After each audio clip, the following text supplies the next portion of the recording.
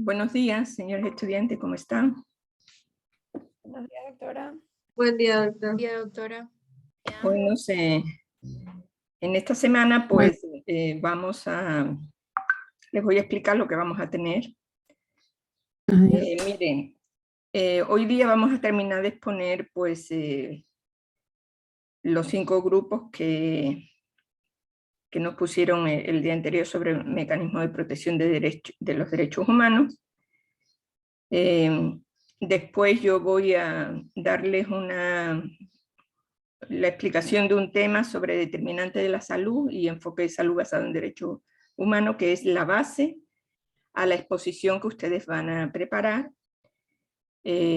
para la próxima semana, porque hoy día tendremos clase, el jueves no vamos a tener clase, yo les voy a dejar para que ustedes preparen esos temas. Entonces hoy día sí debemos de tener una clase bien completa porque tenemos que revisar incluso los grupos, ver bien cómo se va a hacer el siguiente deber y en la próxima semana ya hacer las exposiciones.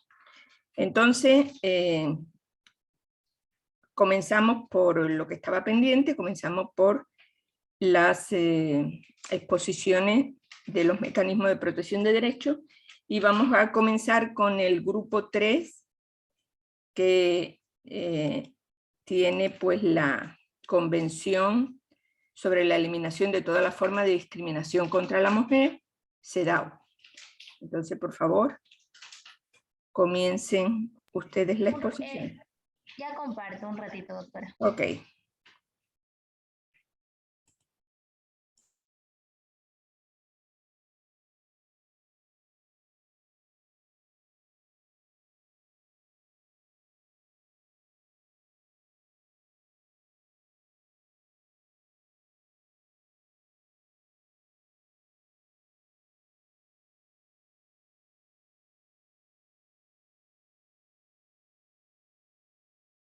¿Se visualiza? Sí, adelante. Por favor, no se olviden de abrir su cámara el rato que ponga. Ok.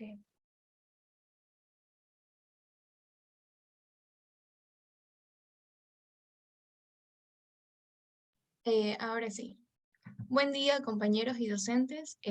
Bueno, somos el grupo número 3 y en esta mañana vamos a estar tratando,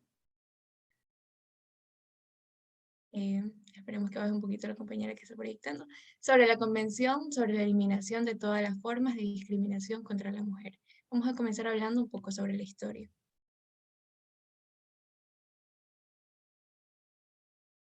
Ok, la historia sobre la Convención sobre la eliminación de todas las formas de discriminación contra la mujer, la CEDAW.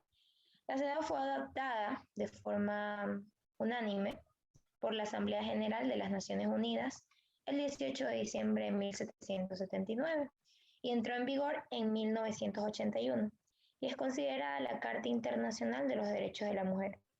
La CEDAW es el segundo instrumento internacional más ratificado por los Estados miembros de la ONU. El primero pues es la Convención sobre los Derechos de la Niñez y a la fecha ha sido ratificada por 188 países, lo que otorga un poderoso mandato internacional. Provee un marco obligatorio de cumplimiento para los países que la han ratificado para lograr lo que es la igualdad de género y el empoderamiento de las mujeres y las niñas, y estipula que los estados parte pues deben incorporar la perspectiva de género en todas sus instituciones, políticas y acciones con el fin de garantizar la igualdad de trato, es decir, que no exista discriminación, directa ni indirecta hacia la mujer, así como mejorar la situación de facto de la mujer, promoviendo lo que es la igualdad sustantiva o la igualdad de resultados. A lo largo de 30 artículos se promueve lo que es la igualdad entre varones y mujeres y se persigue la erradicación de las diferentes formas que adoptan la discriminación hacia aquellas en todos los ámbitos donde las personas pues se desarrollan como seres humanos. Esto es en el campo de la vida civil, familiar, política, económica, social y cultural, con la cual refuerza la idea según la cual los derechos humanos forman un todo indivisible, insusceptible de clasificarse jerárquicamente. A continuación, un resumen.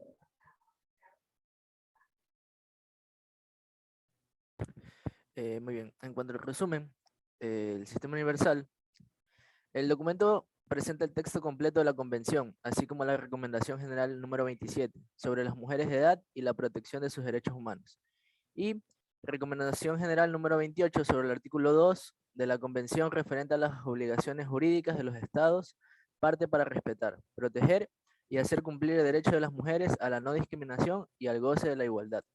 Se espera que se sirva como fuente de consulta a quienes impulsan cambios sustantivos hacia la igualdad de género con iniciativas políticas públicas y legislación que permitan a las mujeres el pleno goce de sus derechos.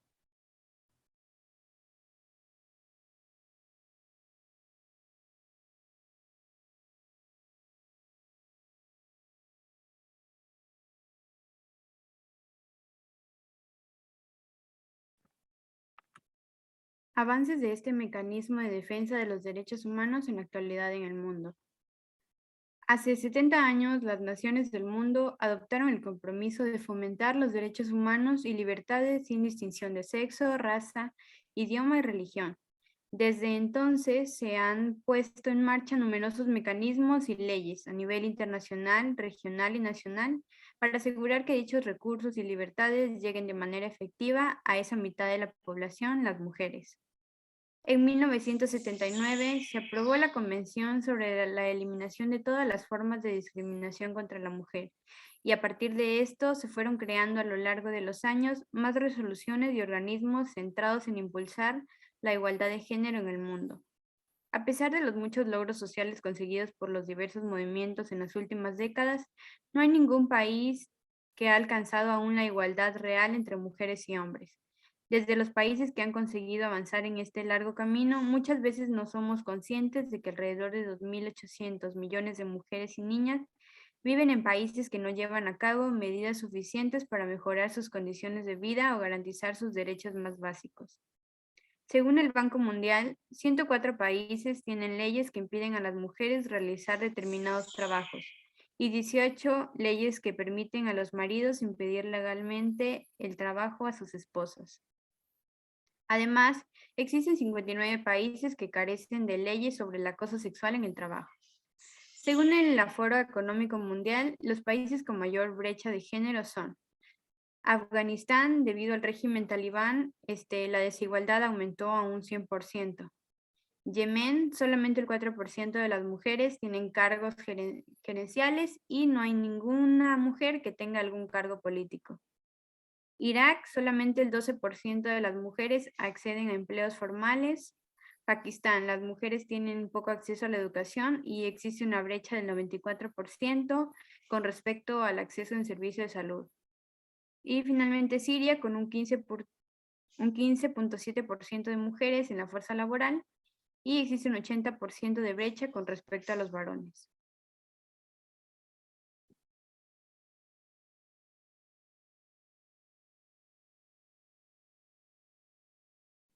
Bueno, una vez analizado los avances en el mundo, vamos a hablar un poco sobre los avances de este documento en la actualidad del Ecuador. Tenemos que, de conformidad al artículo 2 de la Convención y de la Relación General del número 28 del Comité sobre las Obligaciones Básicas de los Estados, por parte de arreglo a este artículo, va a adoptar metas y líneas de acción e indicadores específicos para hacer frente a las múltiples formas de discriminación contra la mujer, y va a tener debidamente en cuenta las necesidades específicas de los contextos culturales de las mujeres que pertenecen a los grupos desfavorecidos. El comité, favorablemente, con la adopción del Código Orgánico Penal, el COIP, en el que se especifica el femicidio, con el artículo 146, la discriminación por motivos de sexo, identidad de género, orientación sexual y otros motivos, que lo encontramos en el artículo 176, van a constituir una conducta delictiva. También celebra en el amplio marco legislativo y normativo del Estado por parte de la eliminación de la discriminación contra la mujer, como por ejemplo, haber adoptado un sistema de paridad entre los géneros y la alternatividad de los candidatos y candidatas en las listas electorales para las elecciones pluripersonales. También tenemos que se asegure de que las mujeres y niñas indígenas tengan la posibilidad suficiente para recibir una instrucción en sus propios idiomas en instituciones educativas indígenas, y a estos efectos se asigna un presupuesto de fondos suficientes y se asegure de que hayan asistido a una institución educacional indígena. También tenemos que pueden adoptar medidas para armonizar las competencias de los sistemas de justicia ordinaria y tradicional, para atender las denuncias de las mujeres pertenecientes a los grupos étnicos y para garantizar que tengan acceso a los recursos mediante la disponibilidad adecuada y ayuda gratuita e innecesaria para las indemnizaciones adecuadas, de conformidad con la cultura y tradiciones.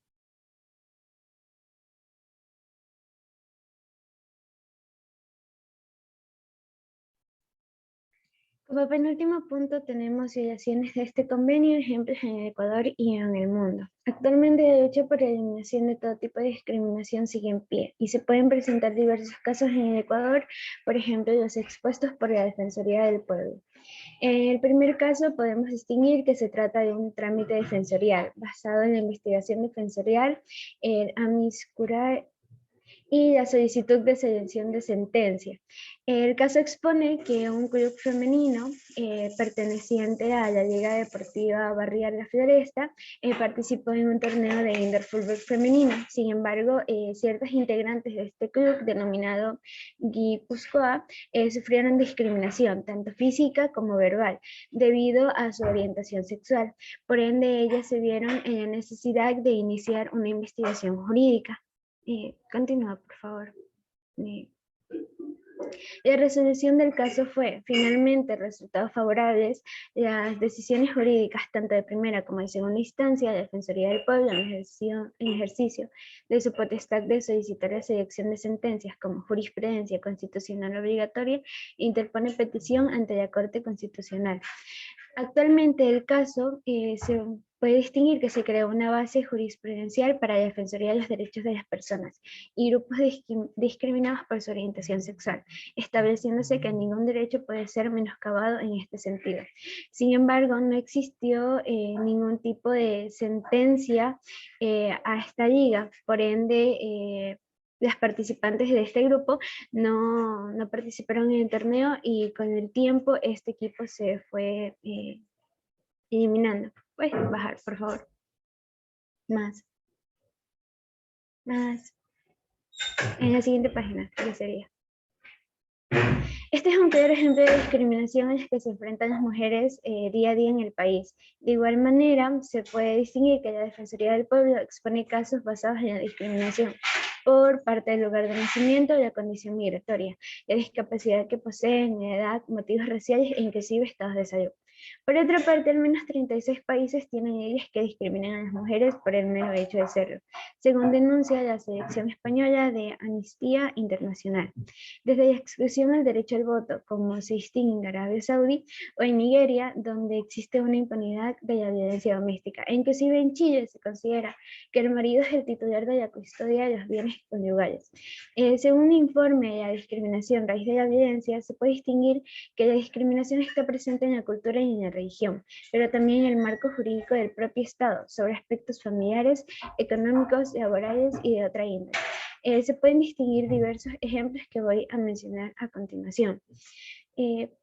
Por ejemplo, puedes bajar, por favor. En Nigeria existe lo que es una normativa en que las mujeres deben... No, más arriba, por favor. Por ejemplo, existen diversos países en donde ya se adoptó la convención en la que nosotros hacemos énfasis. Sin embargo, puedes bajar, por favor. Creo que te pasaste. Ahí sí. No, más. Ahí sí. Como mencionaba, es importante destacar que existen situaciones inaceptables en el mundo, puesto que ya en 25 años ya se ha adoptado la Convención para la Eliminación de todas formas de discriminación contra la mujer. Otro punto a destacar es la violencia legal que existe en diversos países, como por ejemplo, las leyes admiten directamente la violencia contra la mujer, por ejemplo, permitiendo los llamados delitos en nombre del honor o admitiendo esa cuestión como atenuante. Señala el caso que se dio en el Líbano. También se refiere a Guatemala, donde la ley permite la suspensión de la condena si el violador se casa con la víctima. Otro caso se da en Nigeria, donde el Código Penal permite que los maridos utilicen la violencia física para regañar a las mujeres, siempre que no causen un daño grave y en algunos estados del norte se puede castigar a lapidación a una mujer por tener un hijo sin estar casada. Por otra parte, en países como Sudán y en Yemen existen leyes de obediencia a la mujer. En el último, la norma establece que las mujeres deben estar disponibles para tener relaciones sexuales con sus maridos y que no pueden abandonar el hogar conyugal sin permiso. Otro punto a destacar es en Chile, donde se mantiene todavía que el marido es el titular de la custodia de bienes conyugales, ejemplificando casos de discriminación como los antes mencionados. Finalmente, en Arabia Saudí las mujeres carecen de derecho a voto y no se les permite circular libremente si no es el compañero y familiar próximo varón, ni siquiera para recibir atención médica urgente.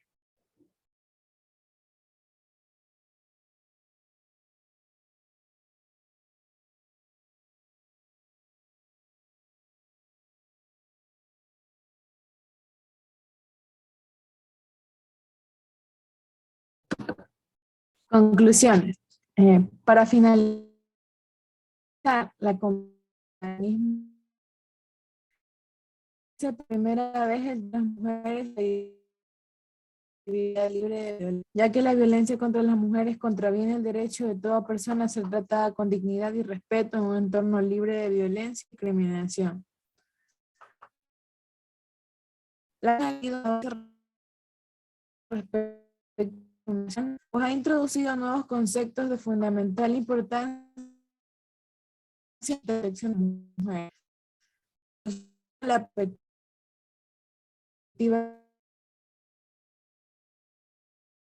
de las mujeres.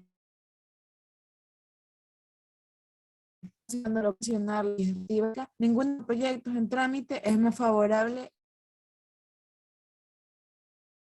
a la protección de los derechos de las mujeres. Gracias.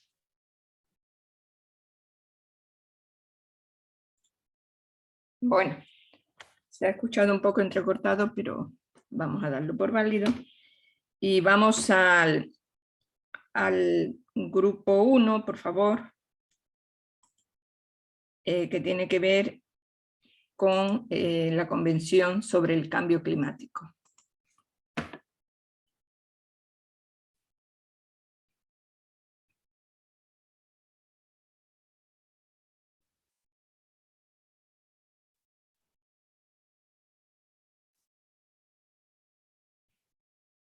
Ok, comencemos. Buenas tardes, buenos días, doctora. Somos el grupo 1 y el tema que vamos a exponer va a ser la Convención sobre el Cambio Climático. Comencemos hablando por su historia. Ratificada por los 23 países de América Latina y el Caribe, la Convención del Marco de las Naciones Unidas sobre el Cambio Climático entró en vigor en marzo de 1994. Este hecho fue notable para su época. Cabe recordar que en 1994, cuando la Convención Marco de las Naciones Unidas sobre el Cambio Climático entró en vigor, había menos pruebas científicas que ahora.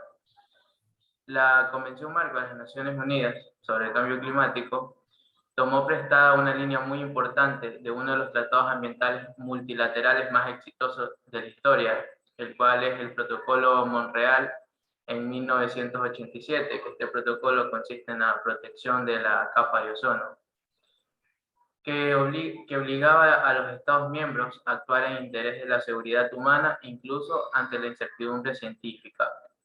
La Convención establece un marco general para los esfuerzos intergubernamentales para hacer frente a los desafíos provocados por el cambio climático.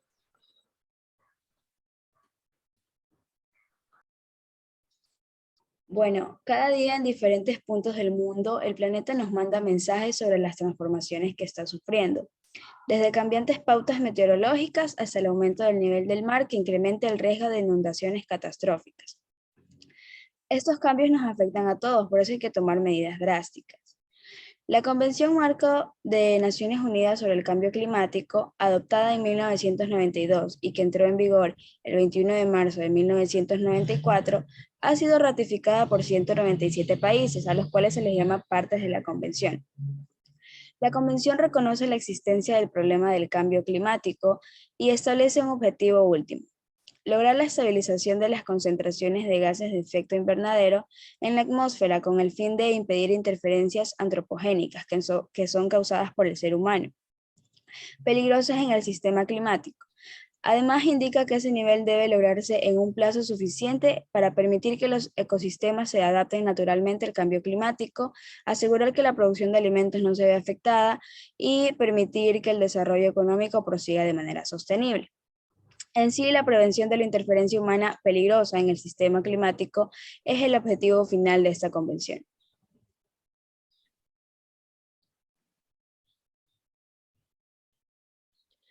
Avances de este mecanismo de defensa de los derechos humanos en la actualidad en el mundo. Esta fue adoptada en 1992 y entró en vigor desde 1994. La Convención Marco de Naciones Unidas sobre el Cambio Climático es el principal instrumento jurídico de respuesta internacional ante el reto del cambio climático y va a perseguir y estabilizar las concentraciones de los gases de efecto invernadero en la atmósfera para impedir perturbaciones peligrosas de carácter antropogénico en el sistema climático. En 1997, 83 países firmaron y 46 ratificaron el protocolo de Kioto. Hoy son 192 los países parte. Este obliga jurídicamente a los países a cumplir unas metas de reducción de emisiones. El primer periodo de compromiso protocolo comenzó en 2008 y finalizó en el 2012, y ahora van por el tercer periodo que finaliza en 2024. El 22 de abril del 2016, Día de la Tierra, 175 líderes mundiales firmaron el Acuerdo de París en la sede de las Naciones Unidas en Nueva York y que actualmente cuenta con 191 países. El 23 de septiembre del 2019 se convocó a los Estados miembros a participar en la Cumbre sobre la Acción Climática, un importante evento que reunió a líderes mundiales con la finalidad de respaldar, incrementar y acelerar el proceso multilateral en la acción climática. La cumbre se centró en las áreas donde el trabajo y la cooperación internacional para poner freno al cambio climático puede ser más efectiva. Y se finalizó concluyendo que se necesita mucho más para neutralizar las emisiones de carbono para 2050 y limitar el calentamiento global a 1.5 centígrados para finales del siglo.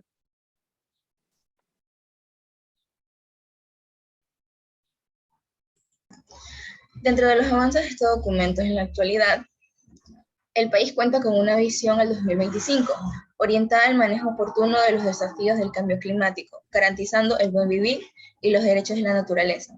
En 2019, en su primer documento de las contribuciones determinantes a nivel nacional, Ecuador se comprometió con la lucha contra el cambio climático, como un país altamente vulnerable a sus efectos, por lo cual persiguió el diseño y la implementación de políticas y proyectos de mitigación y adaptación al cambio climático. Además, desde hace más de 5 años el Estado trabaja en establecer medidas de adaptación a nuevas condiciones climáticas, con el fin de reducir la vulnerabilidad de la población ante los riesgos eminentes de este fenómeno. Adicional, Ecuador ha desarrollado varios documentos normativos en los que se ha incluido un enfoque de cambio climático, considerando transversal en el Código Orgánico de Ambiente y su reglamento. Según el marco regulatorio de cambio climático, vamos a tener a la Constitución. Los derechos de la naturaleza son abordados en la Constitución por primera vez en la historia. El Ecuador es uno de los pocos países de la región que hace referencia explícita a la temática del cambio climático.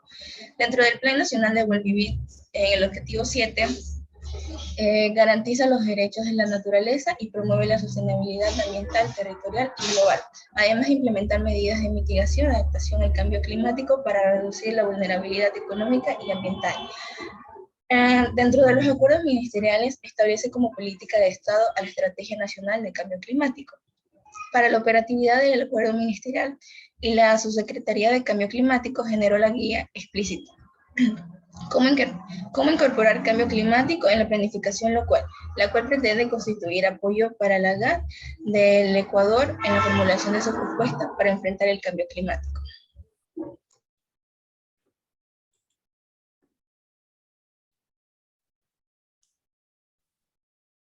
Bueno, como las violaciones de este convenio, tenemos que como objetivo final de la convención es estabilizar las concentraciones de gases de efecto invernadero a un nivel que impide interferencias antropógenas, peligrosas en el sistema climático. Un ejemplo internacional es el de Austria, que querían construir una tercera pista en un aeropuerto y esto estaba causando más efecto invernadero, más gases dañinos. Entonces, una corte se unió para que esto no continuara y en una corte determinaron la mitigación de aquello y lo cancelaron.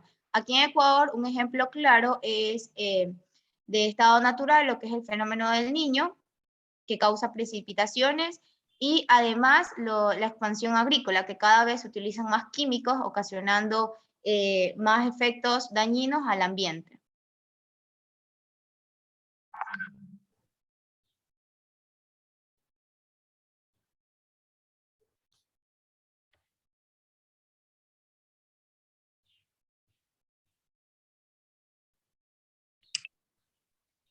A conclusión, en el cambio climático es uno de los temas en donde se puede afirmar que la gente no suele tomar la importancia. Sin embargo, existen organizaciones y comisiones que nos hacen saber el estado de nuestro planeta y de qué manera podemos cuidarlo. Como se menciona en el documento, los cambios climáticos es algo que ha estado cambiando durante más avanzados los años. Existen estudios que afirman que la causa número uno de estos cambios sea tan devastadores es por la contaminación.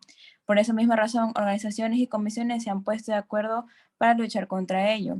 Realizan reuniones en donde dan charlas acerca de cómo ayudar a la Tierra e incluso uniéndose entre continentes como América Latina y Europa, formando así la Euroclima.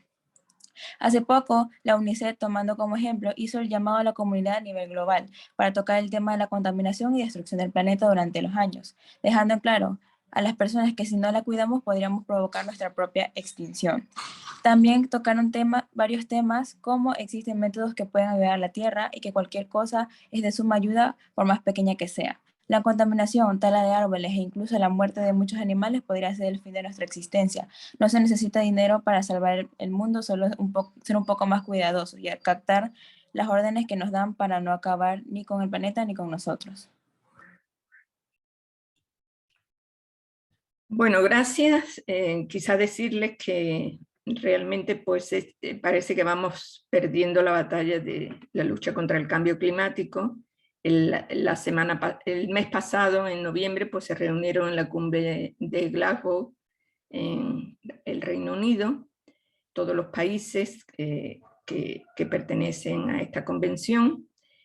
Y bueno, lo que quedaron es que hasta el año 2030 pues no suba la temperatura a 1,5, pero realmente eso puede hacerse si los países desarrollados cambian todo su esquema económico. Los que no cumplen esto, pues por ejemplo, son los países más desarrollados como es China, como es Estados Unidos.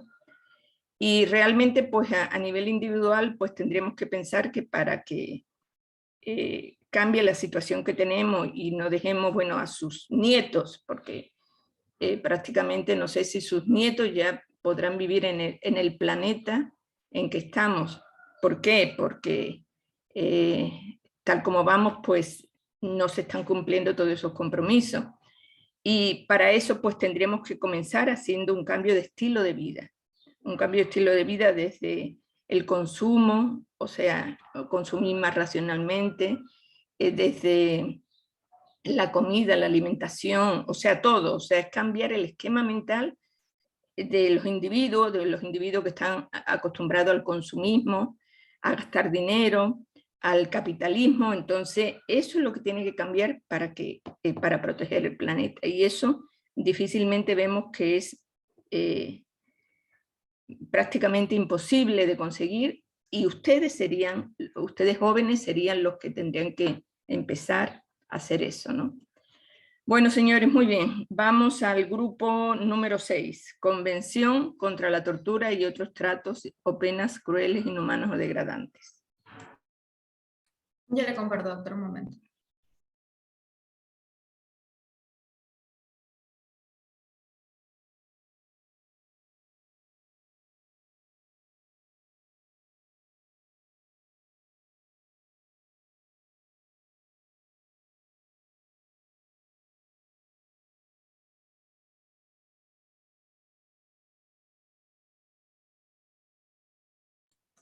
Ok, buenos días. Nosotros somos el grupo 6 y vamos a estarles hablando sobre lo que sería la Convención Internacional contra la Tortura y otros tratos o penas crueles, inhumanos o degradantes. Empezamos con la parte de la historia. La historia del documento. El uso de los medios de tortura fue condenado por la Declaración de los Derechos Humanos en 1948.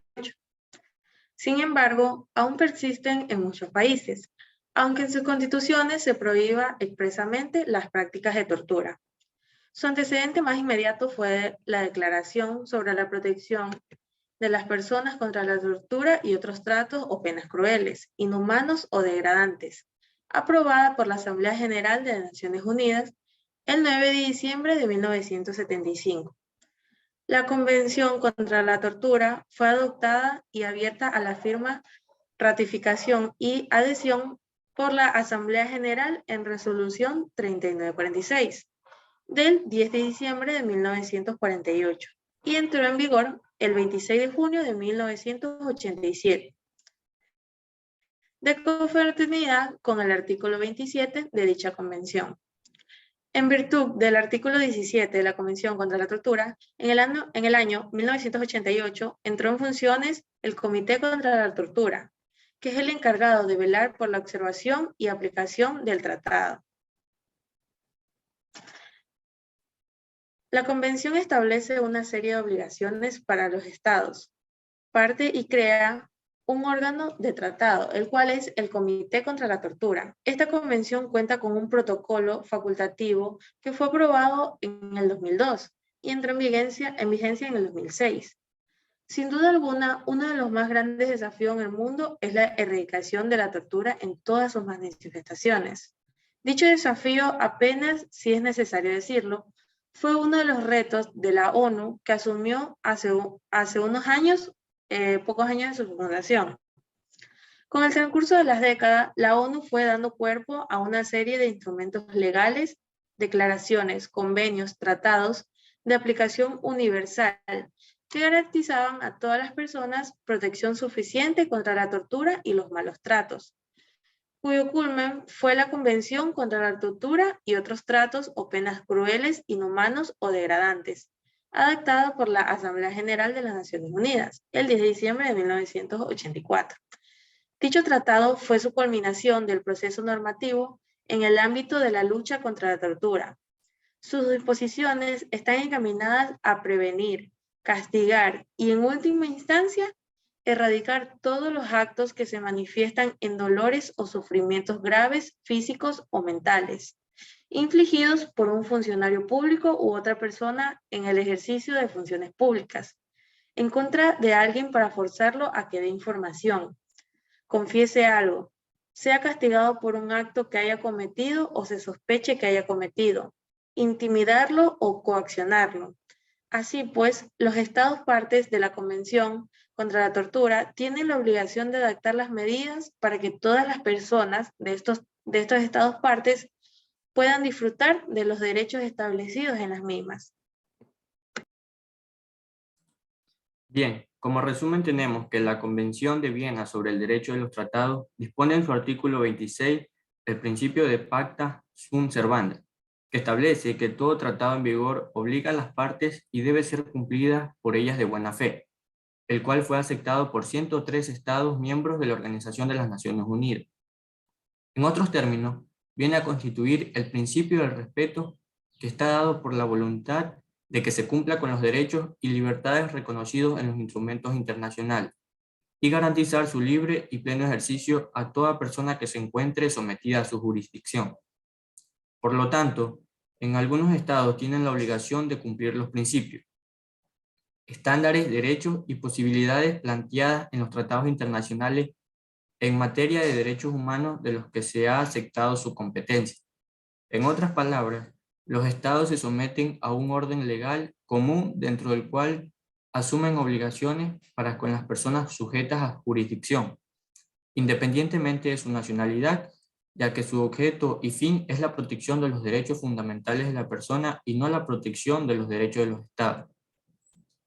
Es vital que en la aplicación del derecho interno y el derecho establecido en los tratados no se invoquen las disposiciones de derecho interno como justificación del incumplimiento, tal y como lo establece el artículo 27 de la Convención de Viena sobre el derecho de los tratados.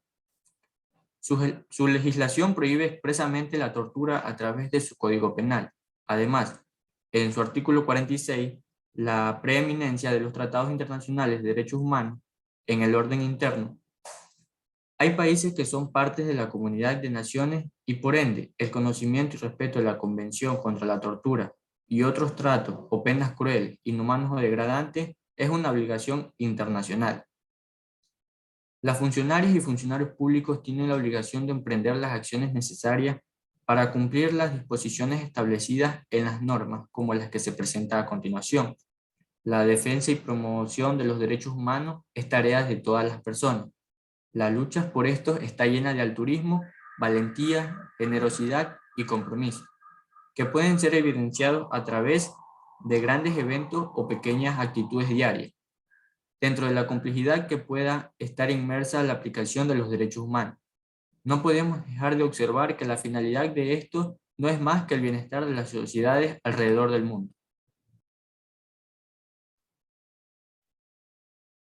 Buenos días. Avances de este documento en la actualidad en el mundo. Considerando que, de conformidad con los principios programados en la Carta de las Naciones Unidas, el reconocimiento de los derechos iguales e inalienables de todos los miembros de la familia humana es la base de la libertad, la justicia y la paz en el mundo. Reconociendo que estos derechos humanos emanan de la dignidad inherente de la persona humana, considerando la obligación que incumbe a los estados en virtud de la Carta, a partir del artículo 55 de promover el respeto universal y la observación de los derechos humanos y las libertades fundamentales, teniendo en cuenta el artículo 5 de la Declaración Universal de Derechos Humanos y el artículo 7 del Pacto Internacional de Derechos Civiles y Políticos, que proclaman que nadie será sometido a la tortura ni a tratos o penas crueles, inhumanos o degradantes, teniendo en cuenta asimismo la Declaración sobre la protección de los derechos de personas contra la tortura y otros tratos o penas crueles, inhumanos o degradantes.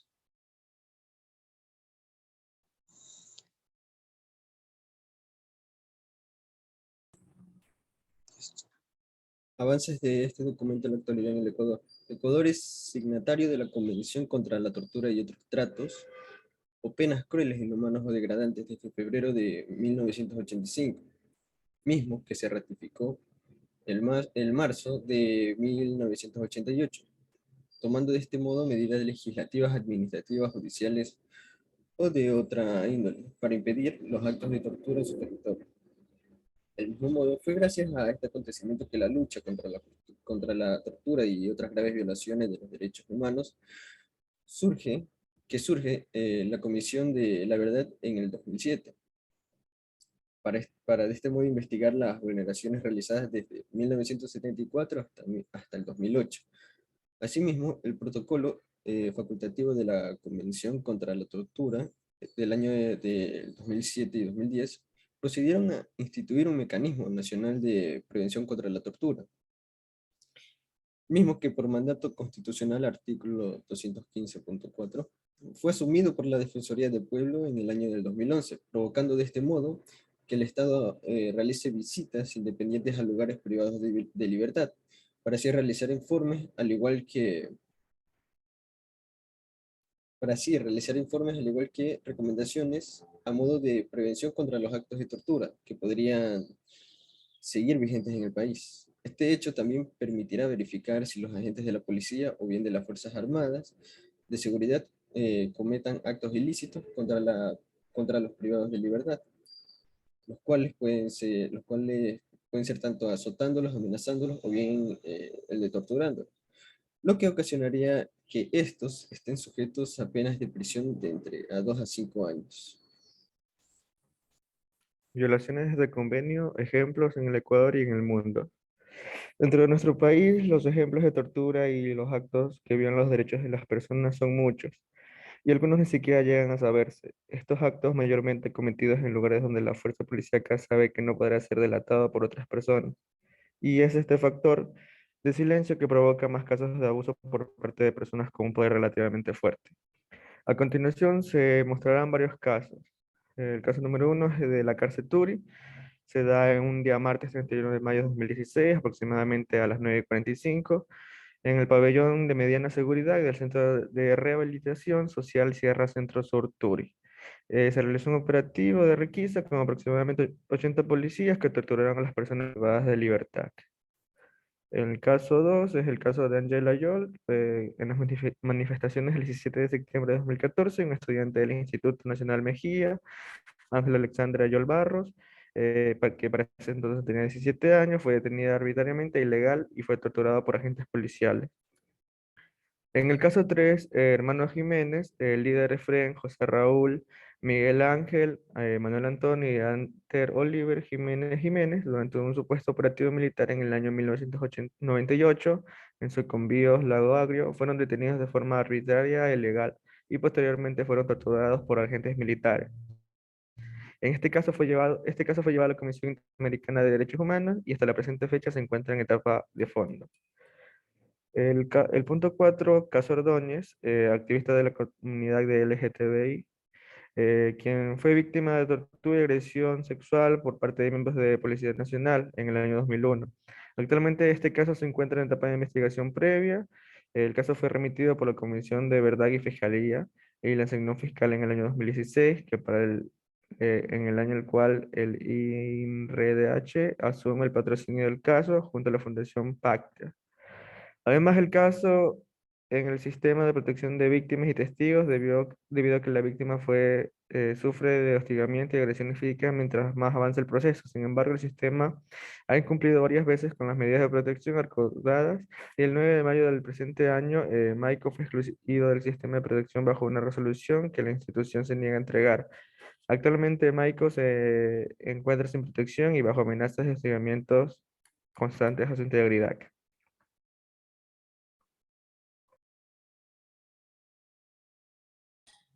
Bueno, pues teniendo en cuenta estos ejemplos que ya se nombraron, que fueron dados dentro del país, nos damos cuenta de que a pesar de que sea una población pequeña, son muchos los casos que pueden llegar a mencionarse, por lo que si se tratara de casos alrededor del mundo, se podría encontrar algunos casos más perturbadores que otros.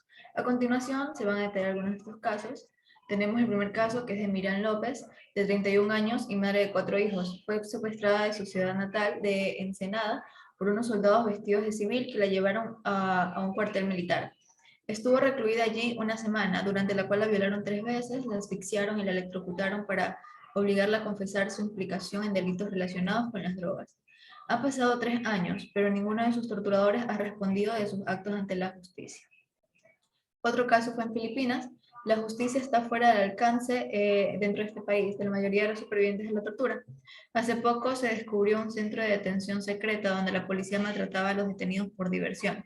Según los informes, los policías hacían girar una ruleta de la tortura para decidir cómo maltrataban a los detenidos. En Marruecos y Sáhara Occidental, rara vez se investigan las denuncias. Las autoridades españolas extraditaron a Ali Aras, a Marruecos a pesar de la posibilidad de que fuera torturado. Fue recogido por unos funcionarios de los servicios de inteligencia que lo llevaron a un centro secreto de detención. A Arras dice que ahí le aplicaron descargas eléctricas en los testículos, le golpearon en las plantas y los pies y lo tuvieron horas colgando de las muñecas. Según Arras, los policías lo obligaron a confesar que ayudaba a un grupo terrorista. Arras fue declarado culpable y condenado a 12 años de cárcel basándose en esa supuesta confesión.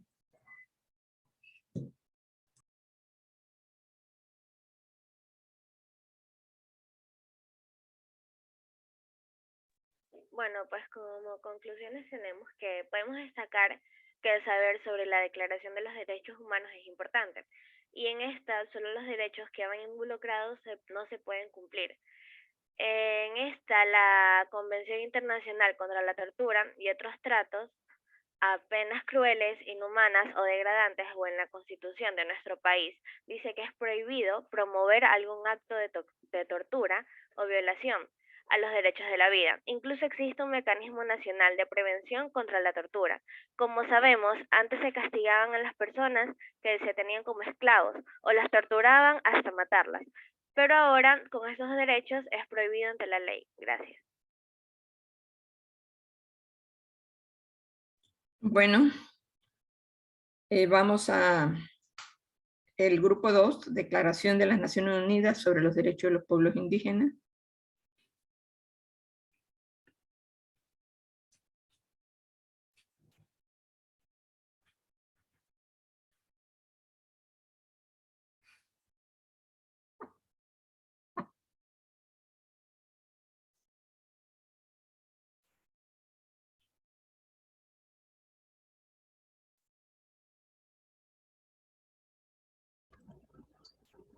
Buenos días, compañeros. El tema del que vamos a hablar es la Declaración de las Naciones Unidas sobre los Derechos de los Pueblos Indígenas. Somos el grupo número 2.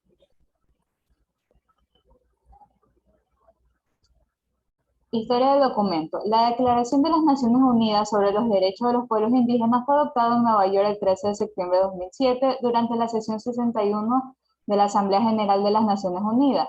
Esta declaración tiene como predecesoras a la Convención 169 y 107 de la OI. La declaración precisa los derechos colectivos e individuales de los pueblos indígenas, especialmente sus derechos a sus tierras, bienes, recursos vitales, territorio y recursos a su cultura, identidad y lengua, al empleo, a la salud, a la educación y a determinar libremente su condición política y su desarrollo económico. Enfatiza en el derecho de los pueblos originarios a mantener y fortalecer sus propias instituciones, culturas y tradiciones y a perseguir libremente su desarrollo de acuerdo con sus propias necesidades y aspiraciones, y prohíbe la discriminación contra los indígenas y promueve su plena y efectiva participación en todos los asuntos que le conciernen y su derecho a mantener su diversidad y a propender por su propia visión económica y social.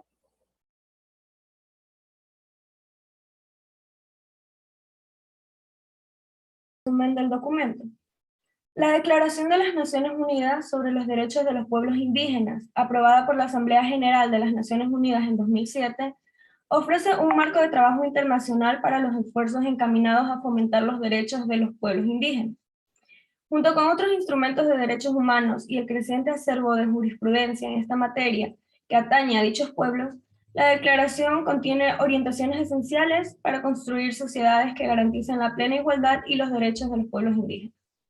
Esta declaración cuenta con 46 artículos que aseguran un mejor futuro para los pueblos y también para el mestizaje y la cultura en la era de la globalización. Entre sus artículos más destacados tenemos el artículo 2, libres iguales a todos los demás pueblos, la libre determinación para perseguir su desarrollo económico, social y cultural en el artículo 3, la autonomía y autogobierno en cuestiones relacionadas con asuntos internos y locales, detallado en el artículo 4. También tenemos el derecho a conservar y reforzar sus propias instituciones políticas, jurídicas, económicas, sociales y culturales, a participar plenamente si lo desean en la vida política, económica, social y cultural del Estado, detallado en el artículo 5.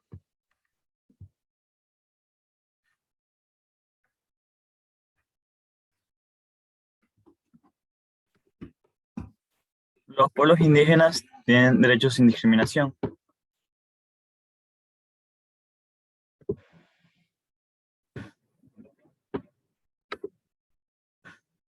Los pueblos indígenas tienen derecho sin discriminación al mejoramiento de sus condiciones económicas y sociales, entre otras esferas, en la educación, el empleo, la capacitación y el readiestramiento profesionales, la vivienda, el saneamiento, la salud y la seguridad social, según su artículo 21. Los pueblos indígenas tienen derecho a la conservación y protección del medio ambiente y de la capacidad productiva de sus tierras o territorios y recursos, y los estados deberán establecer y ejecutar programas de asistencia a los pueblos indígenas para asegurar esa conservación y protección sin discriminación, según su artículo 29.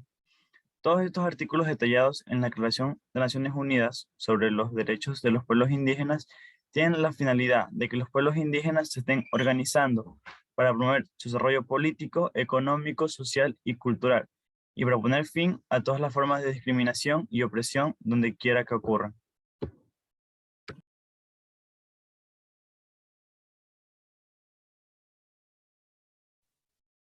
Avances de este mecanismo de defensa de los derechos humanos en la actualidad. No se le oye.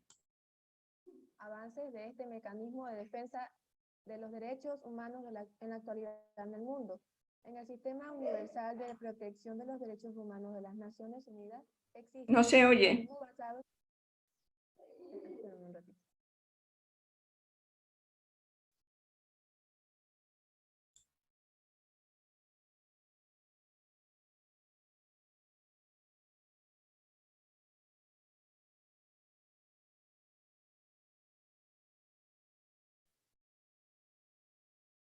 En el Sistema Universal de Protección de los Derechos Humanos de las Naciones Unidas existen mecanismos basados en la Carta de las Naciones Unidas, como el Consejo de Derechos Humanos, que incluye a su vez varios mecanismos, los procedimientos especiales, el examen periódico universal y otros asesores, mecanismos basados en la aplicación de los principales tratados vinculantes de derecho internacional sobre los derechos humanos, por tanto, por parte de los países que han ratificado. Estos mecanismos llamados comités también se componen de expertos. Existen diversas posibilidades para presentar quejas al Consejo de Derechos Humanos, a los comités y a los procedimientos especiales que son importantes en caso de problemas urgentes.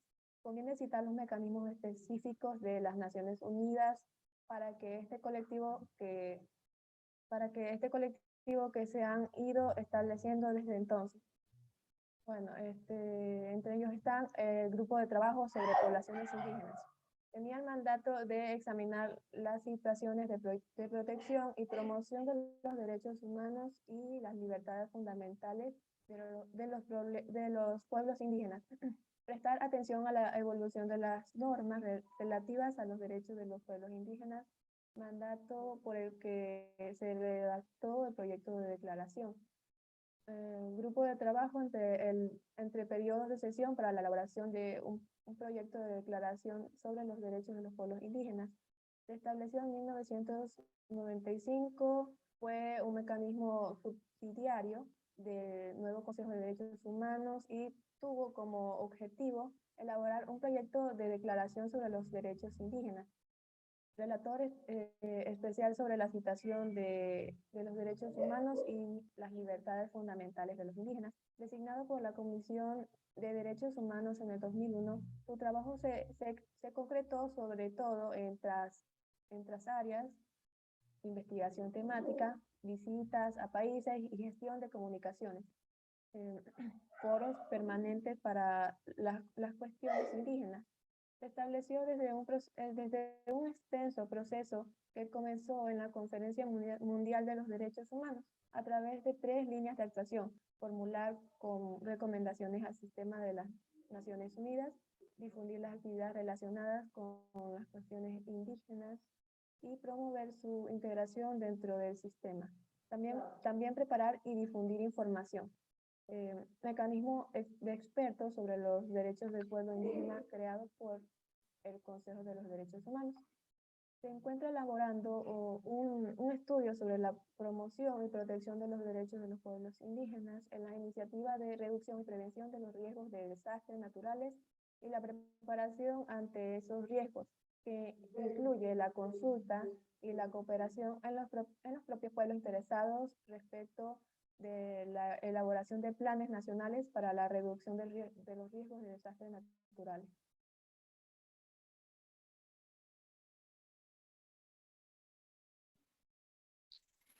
Avances de este documento en la actualidad en el Ecuador. Ecuador cuenta con una constitución que contiene un acápite específico sobre los derechos colectivos de las comunidades, pueblos y nacionalidades indígenas. Es signatario de tratados internacionales como el Convenio 169 de la OIT y es parte de los países que adoptó en septiembre de 2007 en Nueva York la Declaración de las Naciones Unidas sobre los Derechos de los Pueblos Indígenas, en el marco de la Asamblea General de la ONU. En el año 2012, con la cooperación de la Oficina del Alto Comisionado de las Naciones Unidas para los Derechos Humanos, el Ministerio Coordinador de Patrimonio y el Ministerio de Justicia y Derechos Humanos desarrolló módulos de formación sobre derechos colectivos de pueblos y nacionalidades del Ecuador, como una guía de formación acerca de su historia, derechos, normativa nacional e internacional y el papel de la Defensoría del Pueblo. Los procesos educativos que desarrolla la Defensoría del Pueblo se implementan a través de sus oficinas en territorio, por lo que desde el año 2012 hasta el año 2017 han implementado 8 procesos de formación y difusión de derechos colectivos, donde el tratamiento de la Declaración de Naciones Unidas es importante.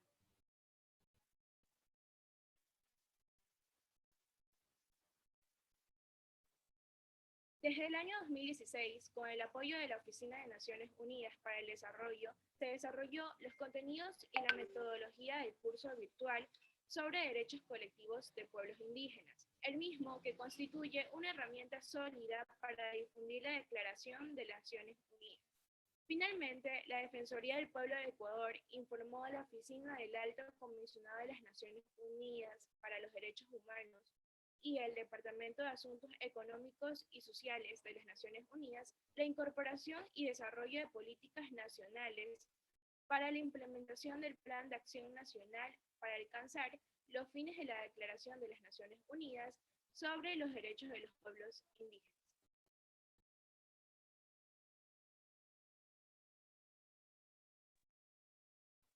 Ahora tenemos las violaciones de este convenio, algunos ejemplos en el Ecuador y o en el mundo. Se considera que los pueblos indígenas figuran entre los más vulnerables, desfavorecidos y marginados del mundo. De hecho, el ejercicio de sus derechos dista de ser perfecto.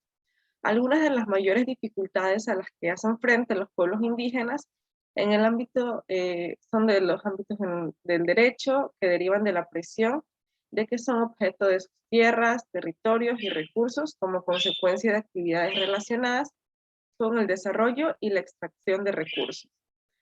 Tenemos como ejemplo la vulneración a los derechos de los pueblos indígenas en la cuenca amazónica por inversiones chinas. Ecuador, en el país Ecuador tenemos el proyecto Cóndor Mirador. En el año 2012, la República del Ecuador suscribió el primer contrato de explotación minera a gran escala con la empresa Ecuacorriente para la explotación y extracción de cobre en la cordillera del Cóndor, el cual se superpone al territorio ancestral de la nacionalidad indígena Shuar y a la cordillera del Cóndor. El proyecto referido significó que en 2014 se realicen los primeros desalojos forzosos, donde la empresa EXA, con la participación del Estado y de fuerzas públicas, un poquito más abajo por favor, y empresas públicas destruyeron de forma ilegítima la iglesia y la escuela de la comunidad de San Marcos, que era parroquia de Tunday. Tenemos otro ejemplo con un caso muy parecido en el país de Venezuela, caso del arco minero del Orinoco, proyecto AMO. Las relaciones diplomáticas entre empresas chinas y la República Bolivariana de Venezuela se consolidaron con la Asociación Estratégica por el Desarrollo Conjunto, la cual implicó la firma de un sinnúmero de acuerdos con énfasis en los sectores de energía y minas, infraestructura, entre otros. El proyecto AMO se divide en 4 áreas, de las cuales y a través de acuerdos de entendimiento, la empresa china, CAMSEP, explorará y explotará el área 1, donde predominan coltán, y la empresa Yankuang Group explotará y explorará también el área 4, donde predomina oro, bauxita, cobre, caoilín y dolomita, y que abarca a las reservas forestal Sierra de Imataca. Cabe recalcar que estos mismos casos, muy similares, sucedieron en Brasil, en Colombia y en Perú. Conclusiones. La seguridad jurídica y la aplicación de la ley en relación con los diferentes aspectos de la vida de las personas indígenas, como la ciudadanía, documentos de identidad, el derecho a la propiedad individual y colectiva, derechos a la tierra y al territorio, derechos a la propiedad intelectual, etc., son un elemento importante para la sostenibilidad de su proceso de desarrollo. En la declaración enfatiza el derecho de los pueblos indígenas de perseverar y fortalecer sus propias instituciones, culturas y tradiciones, y de trabajar por su desarrollo de acuerdo a sus aspiraciones y necesidades. En el sistema de las Naciones Unidas, los gobiernos y todos los agentes involucrados deberían promover el establecimiento de verdaderos mecanismos participativos que faciliten la intervención de los pueblos indígenas, en particular de las mujeres, en los procesos de adopción de decisiones relacionadas con proyectos o programas que afecten sus vidas. La situación de los pueblos indígenas varía en región y de país a país, y que se debe tener en cuenta la significación de las particularidades nacionales y regionales de las diversas tradiciones históricas y culturales. En fin, los pueblos y las personas indígenas son libres e iguales a todos los demás pueblos y personas, y tienen derecho a no ser objeto de ningún tipo de discriminación en el ejercicio de sus derechos, en particular la fundada en su origen o identidad indígena. Gracias. Bueno, vamos al último grupo, grupo 5, Convención Interamericana de Belén do Pará. Listo, ya el proyecto, doctora.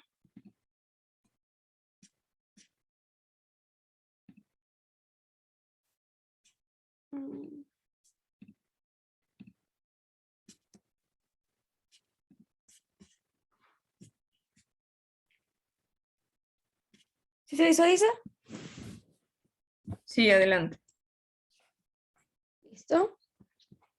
Muy buenos días con todos. Doctora Joaquina Gil, compañeros. Somos el grupo número 5 y hoy les venimos a hablar sobre la Convención Interamericana de Belén do Pará para prevenir, sancionar y erradicar la violencia contra la mujer. Los estudiantes integrantes de este equipo serían Morales López Marcelo, Muentes Arcentales Bolívar, Arcentales Andrade Saidi, Alcibar Briones Stick, Alcibar Menéndez Ana y quien les habla, Jennifer de la Paz. A continuación, mis compañeros comenzarán con la exposición del trabajo.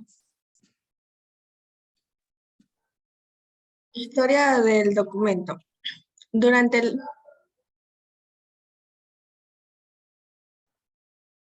la Sexta Conferencia Internacional Americana en La Habana, Cuba, en 1928, se estableció la Comisión Interamericana de Mujeres con el objetivo inicial de preparar la información jurídica y de cualquier otra naturaleza que se considerara conveniente para abordar de ahí en adelante el estudio de la igualdad civil y política de la mujer en el continente, convirtiéndose en el primer órgano intergubernamental creado para asegurar el reconocimiento de los derechos humanos de las mujeres. Para 1975, durante el decenio de la mujer, que se manifestó entre los años 1975 y 1985, los movimientos feministas en todo el mundo evidenciaron el problema social, económico y jurídico que representa la violencia contra la mujer. Reclamos que apenas consiguieron llegar a ser considerados en la Conferencia Mundial de la Mujer de las Naciones Unidas de 1985. En el mismo sentido, el Comité para la Eliminación de la Discriminación contra la Mujer realizó 4 recomendaciones generales en la materia, con las que aclaró, entre otras cosas, que la Convención para la Eliminación de todas las formas de discriminación contra la mujer tiene implícita la cuestión de la erradicación de la violencia contra la mujer, por ser la discriminación contra la mujer en esencia una forma de violencia contra ella. En 1991, y después de un trabajo exhaustivo de análisis de los instrumentos internacionales vigentes relativos a derechos humanos realizado por las Naciones Unidas, se concluyó que estos no abordaban adecuadamente la temática, carecían de conceptos básicos y tipificaciones claras de las conductas violatorias de los derechos humanos de las mujeres, que su aplicación tampoco se dirigía a asegurar protección a las mujeres víctimas de la violencia, y que las internacionales encargados de la prevención y promoción de derechos y libertades fundamentales tampoco se dedicaban a investigar estas cuestiones, por lo que era necesaria una declaración universal para la eliminación de la violencia contra las mujeres. Esto tuvo lugar en diciembre de 1993. En ese contexto que surge la Convención Interamericana para prevenir, sancionar y erradicar de la violencia contra la mujer, Convención de Belén do Pará, fundada esencialmente en la preocupación por la dignidad de las mujeres y la desigualdad de la que son víctimas, que constituye la base de la discriminación y la violencia contra ellas, ya que, como se afirma en el preámbulo de dicho documento, La violencia contra la mujer es una ofensa a la dignidad humana y una manifestación de las relaciones de poder históricamente, desigualdades entre mujeres y hombres. Listo, ahora vamos a ir con lo que es el resumen del documento en sí. La Convención Interamericana para Prevenir, Sancionar y Erradicar la Violencia contra la Mujer, también conocida como Convención de Belén do Pará, establece por primera vez el derecho de las mujeres a vivir una vida libre de violencia. Este tratado internacional ha dado pauta para la adopción de leyes y políticas sobre prevención, erradicación y sanción de la violencia contra las mujeres en los estados parte de la Convención, formulación de planes nacionales, organización de campañas, implementación de protocolos y de servicios de atención, entre otras iniciativas. La violencia en esta convención es definida según el artículo 1 como cualquier acción o conducta basada en su género que cause muerte, daño o sufrimiento físico, sexual o psicológico a la mujer, tanto en el ámbito público como en el privado. Esta convención establece tres tipos de violencia, las cuales son física, sexual y psicológica, que a su vez pueden darse en tres ámbitos: privada, pública y perpetrada o tolerada por el Estado. Los derechos de esta convención consagra se contemplan en los artículos 3 al 6, que son el derecho de las mujeres a ser libres de toda forma de discriminación, el derecho de las mujeres a ser valoradas y educadas libres de patrones estereotipados de comportamiento y prácticas sociales y culturales basadas en conceptos de inferioridad o subordinación. Toda mujer tiene derecho al reconocimiento, goce, ejercicio y protección de todos los derechos humanos y a las libertades consagradas por los instrumentos regionales e internacionales sobre derechos humanos. Otro de los derechos que se tiene es que pueden ejercer y plenamente sus derechos civiles, políticos, económicos, sociales y culturales, y contará con total protección de esos derechos consagrados en los instrumentos regionales e internacionales sobre derechos humanos. Finalmente, entre los mecanismos interamericanos de protección que se contemplan están los informes nacionales, los cuales consisten en que los estados parte deben incluir en los informes nacionales que se remiten a la Comisión Interamericana de Mujeres información relativa a las medidas adoptadas.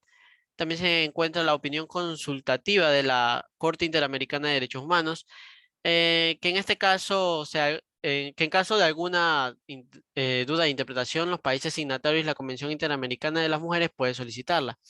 También tenemos la denuncia o queja ante la Convención Interamericana de Derechos Humanos, que en esta el organismo recibe tanto las quejas o denuncias individuales como provenientes de organizaciones de la sociedad civil, cuando se considere violado el artículo 7 de la Convención, la cual contiene las obligaciones de los estados parte.